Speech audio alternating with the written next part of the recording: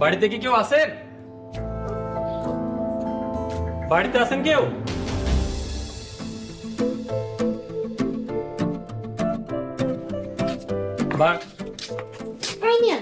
আপনার সাহস তো কম না, আপনি বিছানা দলে একদম বাড়িতে চলে আইছেন।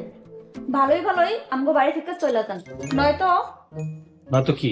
হাত পা ভাঙ্গা তারপর বাড়ি থেকে তাড়ানো।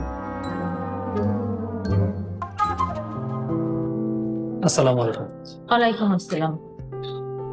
আমি ওমর, আপনাদের বাড়িতে এসেছিলাম আপনাদের মেয়েকে পড়াতে লজিং মাস্টার হিসাবে, কিন্তু সিদ্ধান্ত নিলাম আমি বাড়িতে পড়াবো না, যাচ্ছি। কেন থাকবে না বাবাজি? আপনার কাছেও আমরা পড়ুম না, আপনি চলে যান।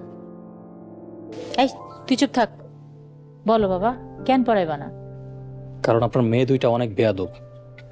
তুমি আমার বাড়িতে দাঁড়াইয়া আমার মায়াকে বেয়াদব কইতেছো? হ্যাঁ বলছি, কারণ আমি সত্যি বলতে ভয় পাই না।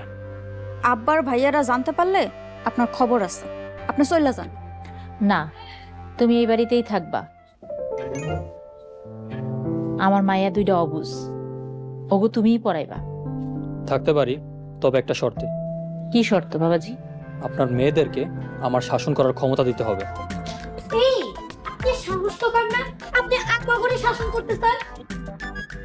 তুমি যত খুশি শাসন করবা, এতে আমার কোনো দাবি নেই।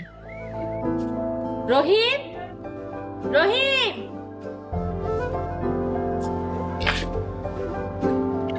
হুজুর আসসালামু আলাইকুম। ওয়ালাইকুম আসসালাম। ওমর আজকে থেকে তোর ঘরেই থাকবো, যা ওরে ঘরে নিয়ে যা। আচ্ছা ঠিক আছে হুজুর, চলেন।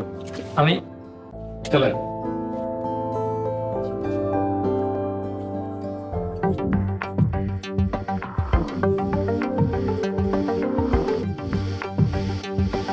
এমন শিক্ষা দিমু, একদম একদিনের মধ্যেই লাশ গুটায় পালাইব।